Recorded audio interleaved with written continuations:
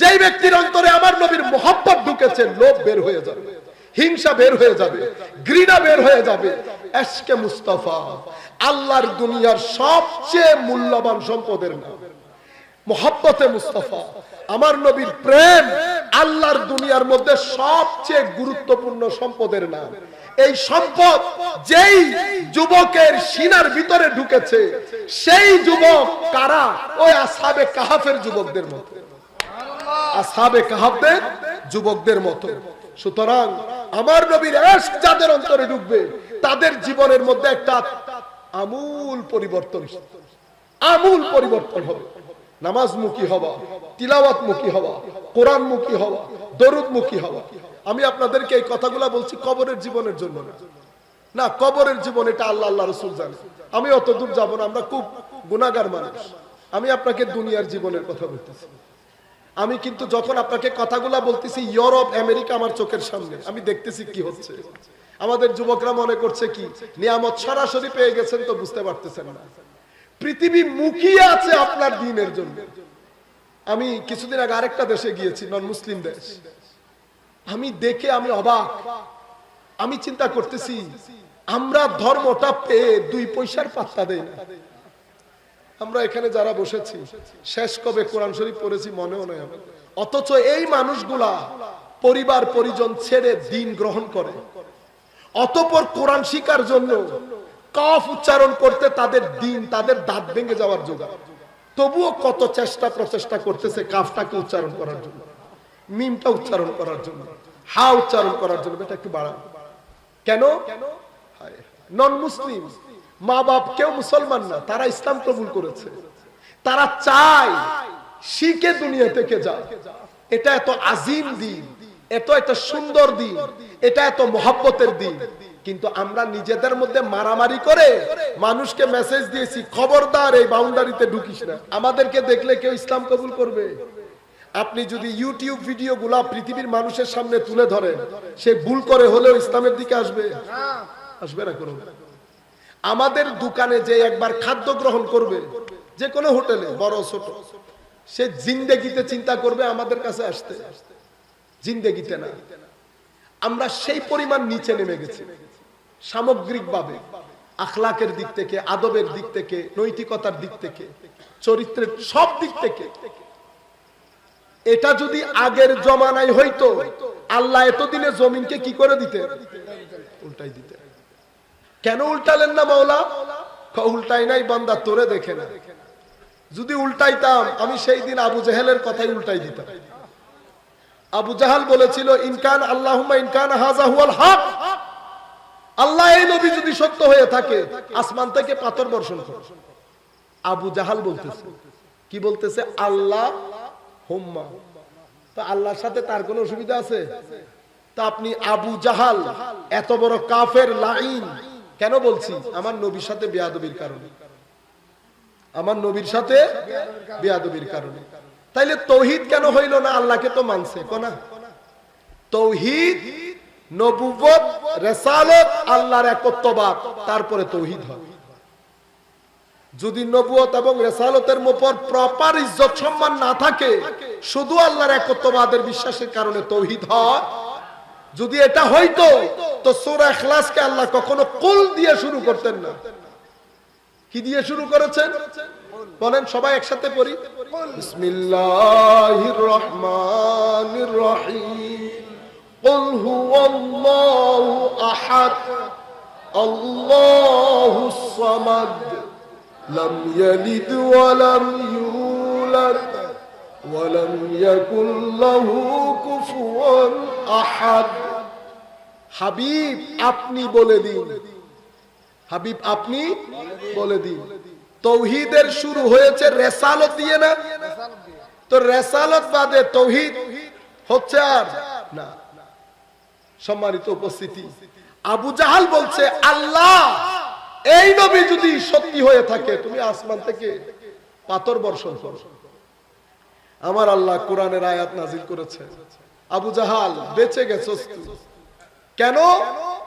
আমার আল্লাহ বলছেন, ওয়ামা কানা আল্লাহু লিয়ুআযিবাহুম ওয়া আনতা ফীহিম ওয়ামা কানা আল্লাহু মুআযিবাহুম ওয়া হুম ইস্তাগফিরুন। হাবিব, ওয়ামা কানা আল্লাহু লিয়ুআযিবাহুম, আল্লাহর জন্য এটা সমীচীন নয় তাদেরকে আযাব দেওয়া যখন আপনি তাদের সাথে আছেন। উজুদে মুস্তাফার কারণে, আল্লাহর ওলিদের ইস্তেগফারের কারণে, দুই কারণে আমরা আযাব থেকে বেঁচে গেছি। এখন নবীর শানও বিয়াদবি করি, ওলির শানও বিয়াদবি করি। আমাদের নাম কি? অকৃতজ্ঞ। কি নাম? অকৃতজ্ঞ। সেই কারণে আমাদের এই দশা হয়েছে। যেই যেই রাসূলের শানে, ওলিদের শানে বিয়াদবির বাজার গরম হচ্ছে, আমাদের পরিবার থেকে শান্তি চলে যাচ্ছে। এখন আপনি ওষুধ খান, পিল খান, ডিপ্রেশনের ওষুধ নেন, লাভ নাই। কেন? মূল জায়গা হচ্ছে শানের সালতে বিয়াদবি করবেন, আল্লাহর ওলিদের শানে বিয়াদবি করবেন, যাদের মাধ্যমে এখনো আমরা জমিনের উপরে দিয়ে হাঁটছি। নতুবা যেই পরিমাণ গুনাহ আমরা করি, জমিন আমাদেরকে খেয়ে ফেলার কথা, আসমান আমাদের উপর ভেঙে পড়ার কথা। কিন্তু আমার নবীর কারণে আমরা বেঁচে গেছি, আল্লাহর ওলিদের ইস্তেগফারের কারণে বেঁচে গেছি। আপনি বলতে পারেন, হুজুর আমার নবী তো চলে গেছেন, নবী জাহেরি হায়াত থেকে পর্দা করেছেন ঠিক, কবরের মধ্যে এখনো আমাদের জন্য ইস্তেগফার করেন। হায়াতি খায়রুল লাকুম ওয়া মামাতি খায়রুল লাকুম, আমার জীবন মৃত্যু তোমাদের জন্য মঙ্গলজনক।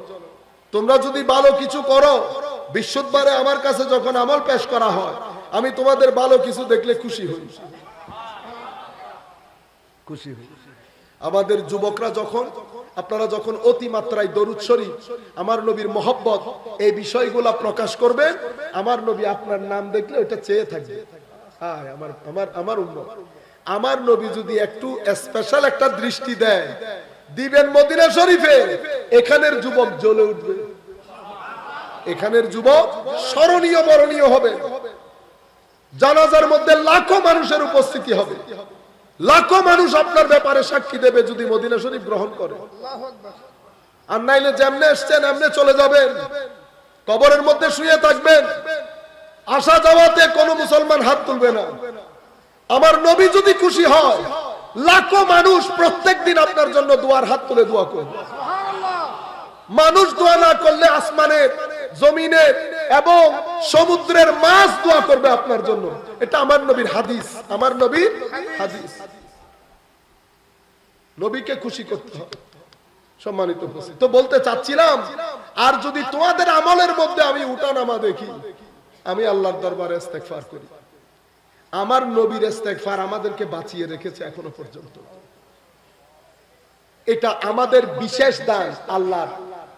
ইতপূর্বে নবীর উম্মতরা যেটাই করেছে, বেয়াদবি হয়েছে, জমিন উল্টে দিয়েছে, আল্লাহ জমিনকে উল্টাই দিয়েছে। হযরত মুসা আলাইহিস সালামের জাতির কাছে কত ধরনের আযাব এসেছে। সম্মানিত উপস্থিতি, যেখান থেকে কথাগুলো শুরু করেছিলাম, সমস্ত আলেম, আলেমের মাধ্যমে দিন ধ্বংস হয় কেন?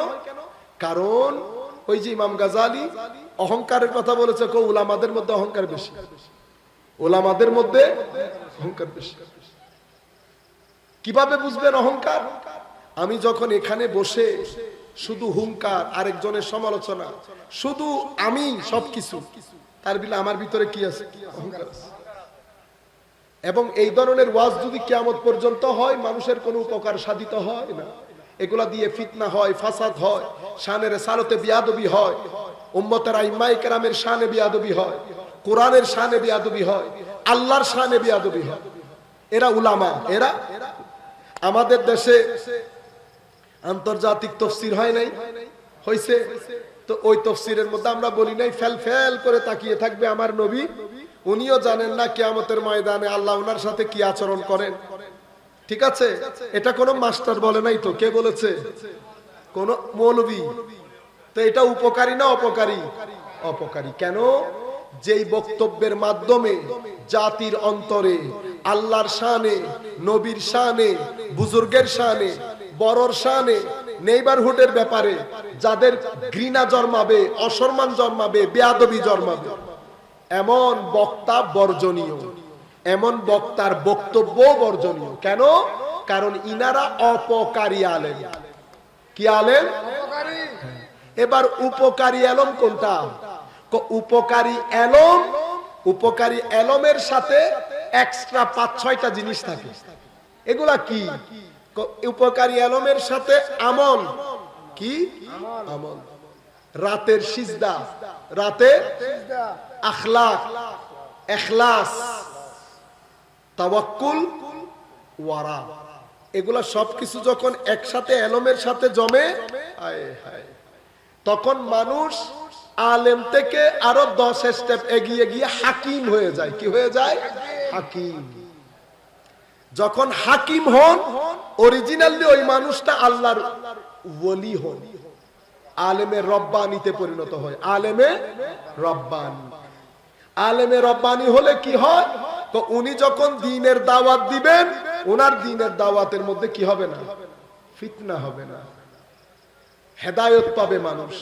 সেই কারণে আল্লাহ আমাদেরকে বলছে, আমরা যখন দ্বীনের দাওয়াত দেব, আমরা যেন হিকমতের সাথে দেই। উদউ ইলা সাবিলি রাব্বিকা বিল হিকমা। লুকমান আলাইহিস সালামকে কি বলেছেন? ওয়ালাকাদ আতাইনা লুকমানাল হিকমা ইউতিল হিকমাতা মান ইয়াশা ওয়া মান ইউতাল হিকমা ফাকাদ উতিয়া খায়রান কাসীরা। হিকমত আল্লাহ যাকে চান তাকে দান করেন। যাকে হিকমত দান করা হয়, তাকে রহমতের বারিশ তার উপর পতিত হয়। বুঝতে পেরেছেন? এমন ব্যক্তির মাধ্যমে ফিতনা হবে।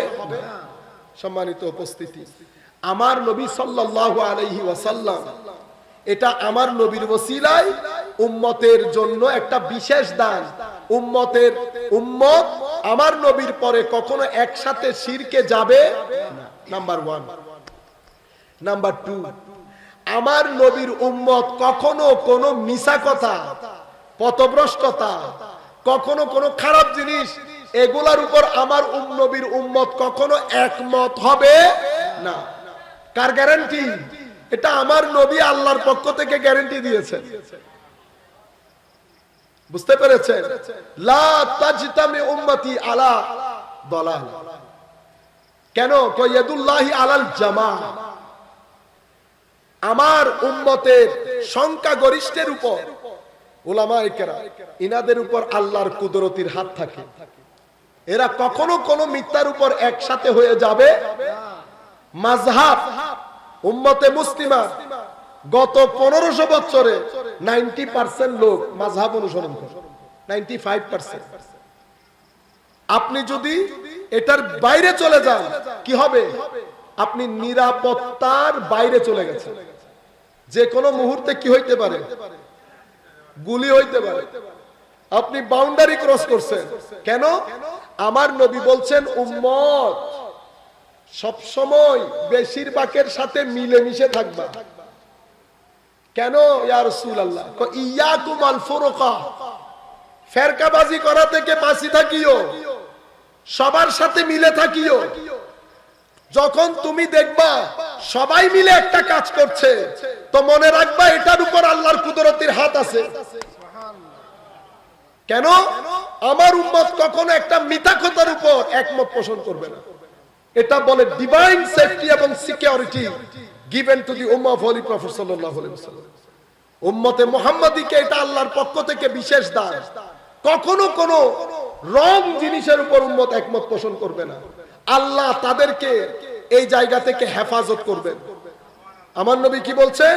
ফা ইন্নাশ শাইতানা মাআল ওয়াহিদ ওয়া হুয়া আবআদ মিনাল ইসনাইন। যদি 3 জন থাকে, একজন এখানে, 2 জন এখানে, তুমি কার সাথে থাকবা? আমার নবী বলছে চেষ্টা করিও 2 জনের সাথে থাকতে। কেন? কারণ শয়তান একজনের সাথে সেফ অনুভব করে। তুমি যদি নিজেকে সেফ করতে চাও, 2 জনের সাথে থাকো। মানুষ যদি 5 জন থাকে, 2 জন আর 3 জন, তুমি 3 জনের সাথে থাকি। তুমি 3 জনের সাথে, হয়তো বাহ্যিকভাবে তোমার বুঝে আসবে না, কিন্তু আল্লাহর কুদরতির সাপোর্ট ওই 3 জনের প্রতি থাকে, জামাতের উপর। আপনারা বুঝতে পেরেছেন? ঈদে মিলাদুন নবী গত 1300 বছর ধরে উম্মত পুরা পৃথিবীর বুকে পালন করে আসছে না? আপনি যদি এখান থেকে বাইরে চলে যান তাইলে একটা নিরাপত্তা বেষ্টনী থেকে আপনি বাইরে চলে গেলেন, কারণ উম্মত করা এখানে আল্লাহর কুদরতির সিল থাকে, আল্লাহর কুদরতির সিল থাকে। সালাতুনিয়া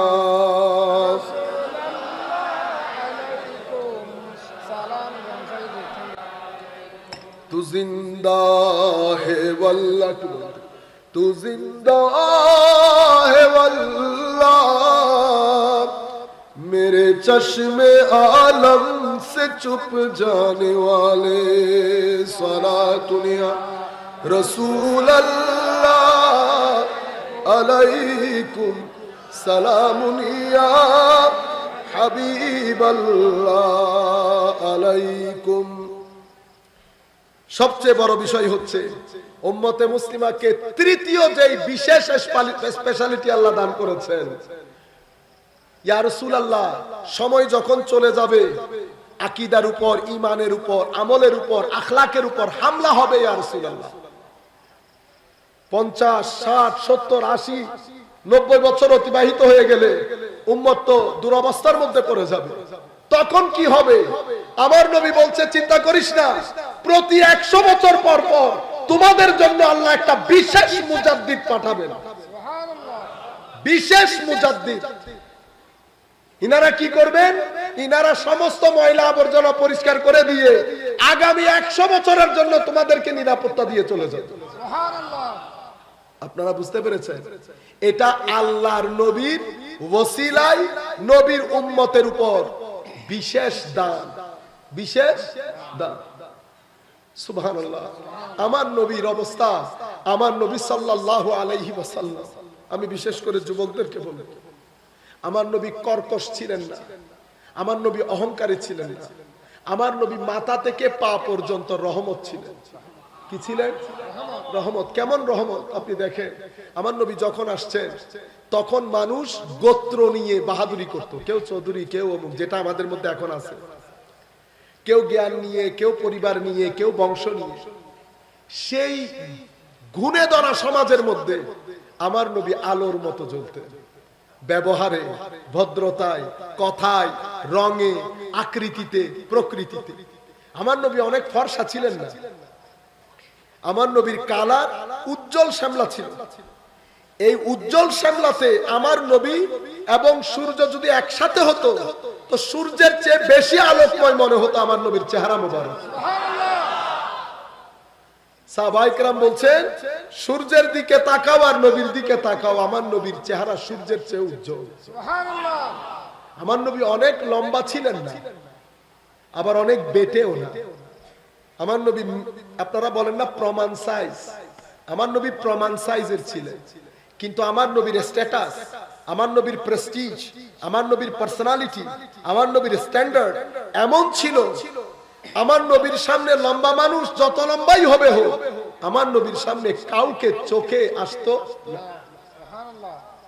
সেই যুগে আমার নবী তেল ব্যবহার করে চুল আঁচড়াতেন, সেই যুগে আমার নবী পরিষ্কার পরিচ্ছন্ন ধবধবে কাপড় পরিধান করতেন। আপনারা বুঝতে পেরেছেন? এটা আমাদের জন্য শিক্ষা, আমাদের জন্য শিক্ষা। বছরের পর যুদ্ধ করছে তারা, আমার নবী বলছে না যুদ্ধ হবে না। কি যুদ্ধ হবে না? কথাই কথাই যুদ্ধ, যুদ্ধ হবে না। আমি যুদ্ধের নবী না। ইয়া রাসূলুল্লাহ আপনি কিসের নবী? আমি তো রহমতের নবী। সেই রহমতের নবীর উম্মতের অবস্থা দেখছেন? আপনি কালকে রাস্তায় বেরো, আপনি আমাদের ব্যবহার দেখেন, আমার ব্যবহার সহ তুই তুকারি করতে আমরা 3 মিনিট সময় নেই না। আমি ইউথ, বিশেষ করে তরুণ প্রজন্মকে বলবো, আসেন আমরা সুন্দর সমাজ তো দরকার। আপনারা বড়দেরকে সম্মান করবেন। কেন? আমার নবী বলেছে, যারা বড়র সম্মান করে না, ছোটকে স্নেহ করে না, তারা আমার উম্মত না, তারা আমার উম্মত না। যেই ব্যক্তি প্রতিবেশীকে কষ্ট দেয় সে ব্যক্তির ব্যাপারে তো আমি কসম করে বলবো সে মুমিনই না। আমাদের ঘরে এত দুর্দশা কেন? 2-3টা জিনিস মাথায় রাখবেন, যদি এটা ধারণ করতে পারেন, এটা আজকের মাহফিলের সার্থকতা। সেটা কি? জিন্দেগি যদি উল্টেও যায়, অন্যের টাকা কখনো পকেটে নিবেন না। অন্যের টাকা কখনো পকেটে নিবেন না। অন্যের টাকা পকেটে নিলে কি হয়? অন্যের টাকা যদি পকেটে ঢুকে তো শুধু টাকা ঢুকে না, কি ঢুকে? টাকা 100 ধরনের অশান্তি নিয়ে তোমার ঘরে ঢুকবে। বালা মুসিবত, হুজুর গৌসুল আজম আব্দুল কাদের জিলানী, যিনি আমাদের পীর, উনি আমাদেরকে এই তালিম দিয়েছেন। বালা মুসিবত মানুষের কাছে কেন আসে? বালা মুসিবত আসে না আমরা ডেকে নেই, আমাদের গুনাহ, আমাদের অশ্লীলতা, আমাদের লাপরওয়াহি, সবকিছুর কারণে আমাদের ঘরগুলা উজাড় হয়ে যাচ্ছে। আপনি কবরের চিন্তা করছেন, কবরের চিন্তা পরে করেন, দুনিয়ার চিন্তা করে না। আমার নবীর তালিমাতের সাথে যদি আপনি গুস্তাখি করেন, আপনি দুনিয়াতে শান্তি পাবেন না। আমাদের এই সচেতনতা বড় জরুরি, এই সচেতনতা বড় জরুরি। আমার নবী সাল্লাল্লাহু আলাইহি ওয়াসাল্লাম কেমন রহমত দেখেন, এত মায়া আপনাকে করেছে।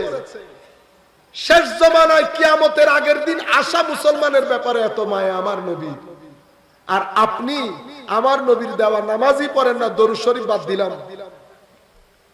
আমার নবীকে আল্লাহ বলছেন, হাবিব আপনাকে একটা কোটা সিস্টেম করে দেই। কি সিস্টেম? কোটা। কোটা কোটা বলেন না আপনারা? কোটা। ইয়া রাসূলুল্লাহ, ইয়া আল্লাহ, কোনটা? 50% উম্মতকে আমি বেলা হিসাব জান্নাত দিয়ে দেব, এটা নিবেন নাকি শাফাআত নিবেন? বুঝতে পেরেছেন? হুজুর করিম সাল্লাল্লাহু আলাইহি ওয়াসাল্লামকে আল্লাহ বলছেন, আমার নবী সাহাবায়ে কেরামকে বলছেন, আতানি আতিন মির রাব্বি, আমার কাছে একজন ফেরেশতা আসলো, এসে আমাকে কোটা করে দিয়েছে। কোটা অপশন দিয়েছে। কিসের অপশন? বাইনা আইয়াদখুলা শাতরু উম্মতি আল জান্নাহ ওয়া বাইনা শাফাআ, কি আমি শাফাআত নেব না আমার উম্মতের অর্ধেক বেলা হিসাব জান্নাতে চলে যাব, ওইটা নিব? দেখছেন আমার নবী কি চিন্তা করছে? তখন আমার নবীর দৃষ্টি উম্মতের গুনাহগারদের দিকে পড়েছে।